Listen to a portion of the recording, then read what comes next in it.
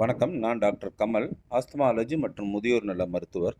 இந்த வெப்ப அலை அப்படின்ற ஹீட் வேவ் வந்து பார்த்தீங்க அப்படின்னா, கொஞ்ச நாளாவே வந்து ரொம்ப அதிகமாவே இருக்கு. இந்த மாசம், போன மாசமெல்லாம் ஆரம்பிக்கிற நேரத்துலேருந்தே கொஞ்சம் கொஞ்சமா வெப்பநிலை வந்து அதிகமாகி, இப்ப பார்த்தீங்க அப்படின்னா 106 டிகிரிலாம் ரொம்ப சாதாரணமாக இருக்கு.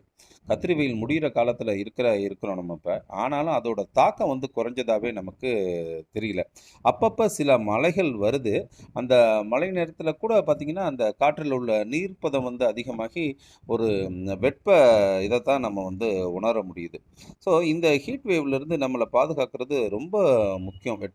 அலை வந்து பார்த்தீங்க அப்படின்னா, மனிதனுக்கு வந்து எளிதாக வந்து உடல் நிலையில வந்து சில மாற்றங்களை உண ஏற்படுத்த ஆரம்பிக்கும். அதாவது ஜென்ரலாக என்ன சொல்லுவோம், தெர்மோ ரெகுலேஷன் அப்படின்னு சொல்லுவோம். அதாவது நம்ம உடம்புல வந்து ஹீட் ப்ரொடக்ஷன் ஆகிறதுக்கு, உற்பத்தி ஆகிறதுக்கும் ஹீட் லாஸ் ஆகிறதுக்கும் உள்ள ஒரு சமநிலை இருக்கும். ஸோ இந்த அடிப்படையில் தான் வந்து பார்த்தீங்க அப்படின்னா நம்ம உடம்பு வந்து இயங்க ஆரம்பிக்கிறது. பல உள் உறுப்புகள் வந்து இந்த ஹீட் வேவ்ஸ் வந்து அதிகமாக இருக்கிற நேரத்தில் வந்து பார்த்திங்கன்னா நீர் இழப்பு வந்து ஏற்பட ஆரம்பிச்சிடும். ஸோ அதனால வந்து பார்த்திங்கன்னா நிறைய பிரச்சனைகள் வந்து நம்ம உள் உறுப்புகளுக்கு வந்து ஏற்பட ஆரம்பிக்கும். நம்ம எல்லாம் நிறைய தண்ணி குடிக்கணும் அப்படின்னு நினைக்கிறோம். ஆனால் இந்த தாகமே வந்து பார்த்திங்க அப்படின்னா வந்து தேர்ஸ்ட் அப்படின்றதே ஒரு லேட்டாக தான் நம்ம வந்து உணர முடியும் இந்த வெப்ப அலை நேரத்தில். ஸோ இதில் முக்கியமாக சில காரணங்களை வந்து நம்ம இது பண்ணுறோம். அதாவது வயதானவர்கள், அதுவும் வயதானவர்கள் தனியாக வீட்டில் இருக்காங்க பாருங்கள், அவங்களுக்கு வந்து இதோட பாதிப்புகள் வந்து ரொம்பவே இருக்கும் ஒன்று. அப்புறம் குழந்தைகள், சின்ன குழந்தைகள், கை குழந்தைங்க, இந்த குழந்தைங்களுக்கெல்லாம் நீர் இழப்பு வந்து அதிகமாக இருக்கும். அப்புறம் மனநல குன்றியவர்கள், இல்லை மனநலத்துக்காக மருந்துகள் ஏதாவது உட்கொண்டு இருந்தாங்க அப்படின்னா அவங்களுக்கு இதோட தாக்கம் வந்து அதிகமாக இருக்கும். அப்புறம் சர்க்கரை நோயாளிகள், இதய வியாதி உள்ளவங்க, அப்புறம் கிட்னி ப்ராப்ளம் உள்ளவங்க, இதெல்லாம் வந்து இந்த வெப்ப அலையில் வந்து பாதிக்கப்படுற நேரத்தில் அதிகமான பாதிப்புகளை உண்டாக்க ஆரம்பிக்கும்.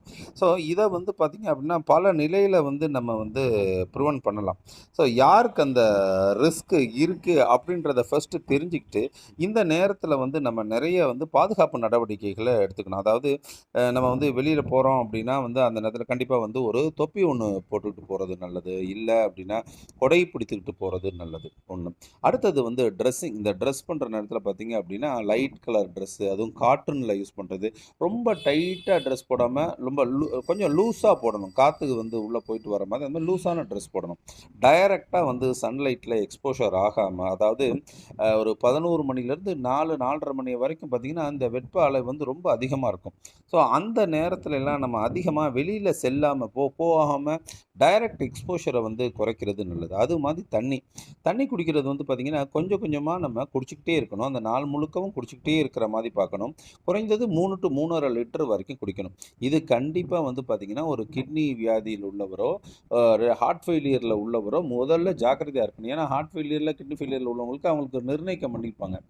1 to 1.2 லிட்டர் தான் தண்ணி குடிக்கணும் அப்படின்னு சொல்லியிருப்பாங்க.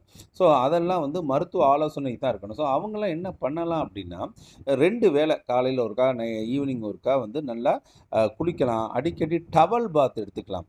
டைரெக்டாக வெளியில் பாதுகாப்பு இல்லாமல் செல்றதை வந்து அவங்க வந்து தவிர்க்கிறது வந்து நிறைய உடல் கோளாறுகளை வந்து ஏற்படுத்தாமல் பார்த்துக்க முடியும் நமக்கு.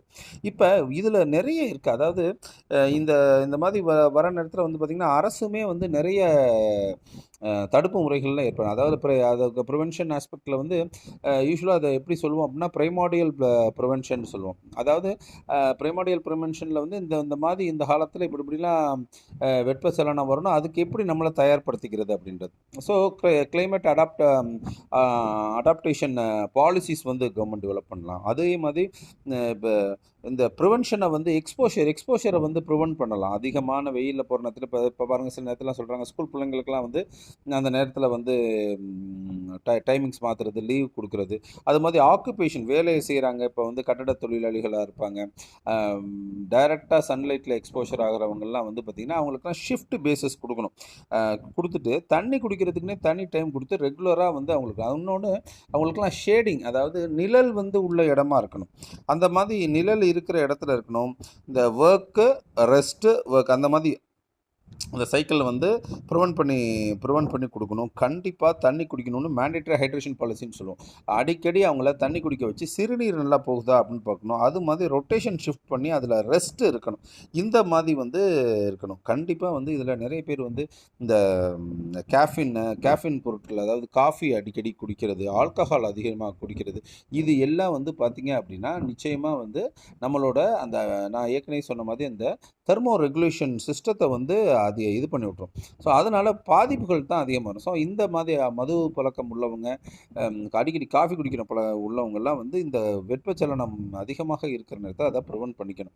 அது மாதிரி ஒவ்வொரு நிலையிலும் வந்து பார்த்திங்கன்னா நம்ம வந்து ஏர்லியாக வந்து இந்த வியாதி இந்த மாதிரி நமக்கு இந்த வெப்பச்சலனம் அதிகமாகி ஹீட் ஸ்ட்ரோக் வரப்போகுதுன்றதை கண்டுபிடிக்கிற நிலையில் இருக்கணும். அரசு மருத்துவமனைகள்லாம் இந்த மாதிரி பேஷண்ட்ஸ் வருவாங்க அப்படின்ட்டு தயாராக இருக்கணும். இப்போ தனியார் மருத்துவமனைகளும் இருக்கணும். ப்ரிவென்ஷனுக்கான ஆஸ்பெக்டில் இருக்கணும்.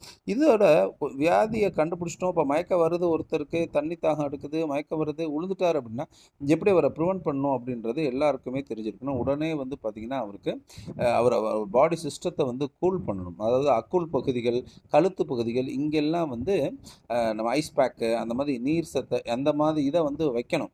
வச்சு அவங்க உடம்பை வந்து நம்ம கூல் பண்ண ஆரம்பிக்கணும்.